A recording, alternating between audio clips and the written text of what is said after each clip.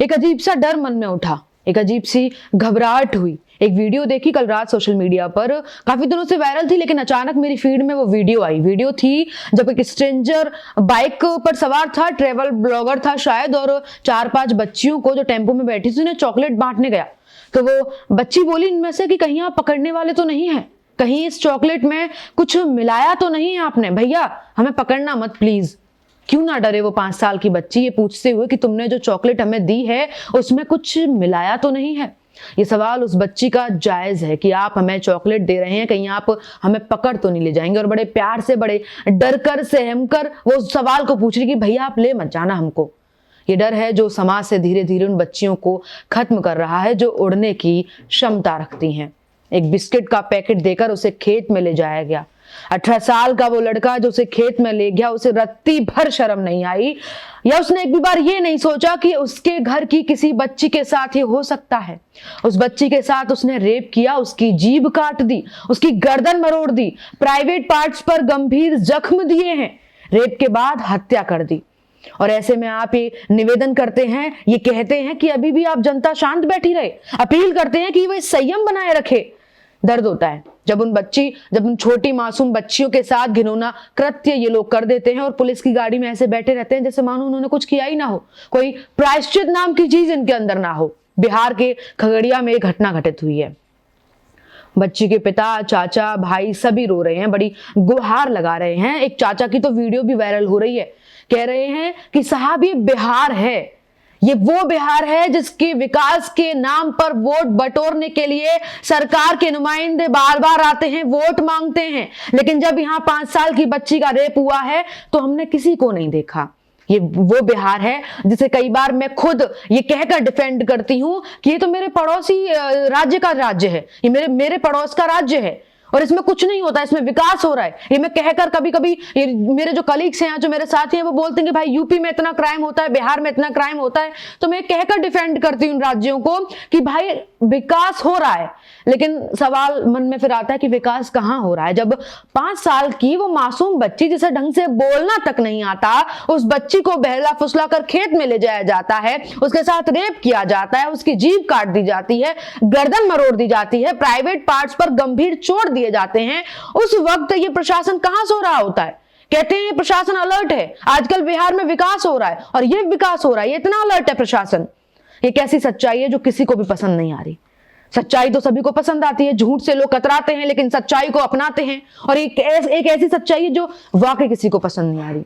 विकास के नाम पर वोट बटोरने सब यहां पहुंचते हैं, लेकिन जब एक 4 साल की बच्ची के साथ रेप हो तो कोई नहीं आता। और ये केस तो ठीक है, बैठा भी नहीं था अभी ढंग से, कि एक और मामला बिहार के मधेपुरा में देखने को मिला है। एक माँ है, एक युवती है, महिला, ये तो 4 साल की बच्ची थी। ये जो दूसरा केस बता रही हूँ, एक महिला है हिना परवीन के साथ चंदन और कुंदन नाम के 2 अपराधियों ने बंदूक की नोक पर अगवा करने के बाद गैंग रेप किया। एक और बात आप यहाँ देखिए कि अक्सर अगर आप बिहार, यूपी इन राज्यों से बिलोंग करते हैं तो कई बार सुनते हैं कि आपके घर में तो कट्टे रखे रहते होंगे, आपके घर में तो बंदूक रखी रहती होगी। और ये लोग शायद इन्हीं वारदातों के चलते अपने नैरेटिव सेट कर लेते हैं कि बंदूकें किस काम आती हैं, कट्टे किस काम आते हैं, इन काम आते हैं कि वे बंदूक की नोक पर अगवा कर लें और गैंग रेप कर दें। रेप करने के बाद दोनों ने हिना की गर्दन रेत कर निर्मम हत्या कर दी। हिना के 6 बच्चे हैं। पिछले साल हिना के पति यानी 6 बच्चों के जो पिताजी हैं वो गुजर चुके हैं और अब बच्चे बेसहारा हैं और रो रो कर बुरा हाल है बच्चों का, और एक ही गुहार लगा रहे हैं। गुहार छोड़िए, बच्चे शिकायत कर रहे हैं कि कोई सरकार हमारी नहीं है, सरकार कितनी भी बदल जाए कुछ नहीं हो सकता। ये कोई शौक नहीं है उन परिजनों का। एक और जो मैं अभी बच्ची वाला मामला बता रही थी उसमें आपको जानकारी देती हूँ कि किसी को शौक नहीं है कि वो डीएम के कार्यालय में जाए और तोड़फोड़ करे। किसी को भी ये जो शौक है नहीं आता है कि वो डीएम के कार्यालय में जाकर उसकी कुर्सी पर बैठे या वहां जाकर हंगामा करे। उन परिजनों का, ग्रामीणों का ये गुस्सा है, ये आक्रोश है न्याय मांगने के लिए कि वे सीधा डीएम के कार्यालय में पहुंच जाते हैं। जब जनता जवाब से असंतुष्ट रही तो डीएम ऑफिस का घेराव किया, डीएम ऑफिस के सभागार में तोड़फोड़ की गई और डीएम की कुर्सी पर बैठ भी गए। ये भरोसा ही तो है जो टूट गया आम जनता का, और इसलिए अब उन्हें लगा कि कहीं से न्याय नहीं मिलेगा। उम्मीद जब हर जगह से टूट गई तो फिर जनता ऑफिस पहुंची। अब इस 4 साल की बच्ची के मामले में आपको पता कार्रवाई क्या हुई है? कार्रवाई ये हुई है कि जो 18 साल का आरोपी था उसे गिरफ्तार कर लिया गया। लेकिन गिरफ्तार तो भी मतलब जो ये घटना घटित हुई इसके 10 घंटे के भीतर ही भीतर आरोपी को गिरफ्तार कर लिया था, लेकिन फिर भी आक्रोश क्यों हुआ, फिर भी डीएम कार्यालय का घेराव क्यों किया गया, ये सभी के मन में सवाल है। शायद ये सवाल नहीं होना चाहिए आपके मन में, क्योंकि अगर आपके घर की बेटी होती तो शायद आप इस गिरफ्तारी से भी संतुष्ट नहीं होते, क्योंकि गिरफ्तारी से अगर संतुष्ट हुआ जाता तो अंकिता भंडारी का केस हो या उन्नाव रेप केस हो, ये प्रदर्शन हो ही नहीं रहे होते। ये प्रदर्शन शायद एक दिन में होकर खत्म हो जाते। यह आक्रोश था उस बच्ची के साथ साथ तमाम ऐसी और बच्चियां होंगी जो आज नहीं तो कल, कल नहीं तो परसों, और जो बीते कल बीते परसों इन रेप केस से जूझ चुकी होंगी या जूझने वाली होंगी। भगवान ना करे कभी ऐसा हो, लेकिन ये देश है ऐसा ही। और ये हम नहीं कह रहे, हम भी कह रहे हैं, ये तमाम वो जनता कह रही है कि आजकल प्रशासन, सरकार, नेता और ये जो रेप कर्मी है, जो रेप करते हैं, ये सभी मिले हुए हैं।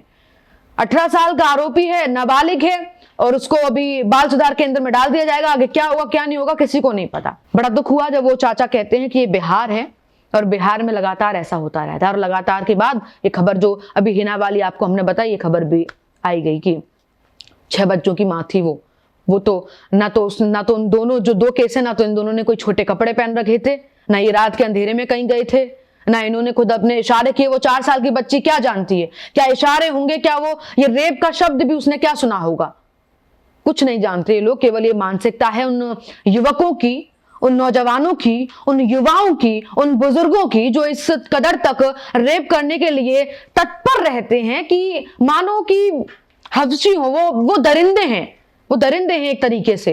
और पता नहीं कब रेप केसों पे जो है अब लगाम लगेगी। लगातार जनता सवाल करती है, लगातार मोमबत्तियां लेकर न्याय के लिए न्याय की मांग की जाती है, सड़कों पर उतरते हैं, आंदोलन होते हैं, लेकिन फिर एक न एक दिन ये केस दब जाते हैं।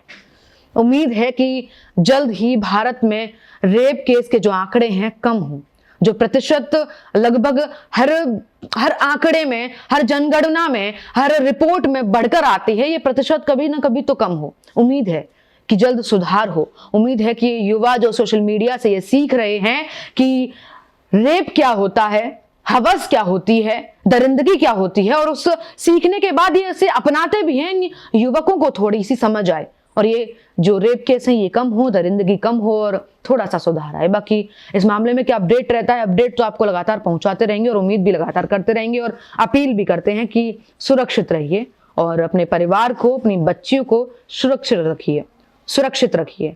बाकी देखते रहिए अपडेट इंडिया। ऐसे ही अपडेट्स के लिए मैं आपके साथ कृपा उपाध्याय।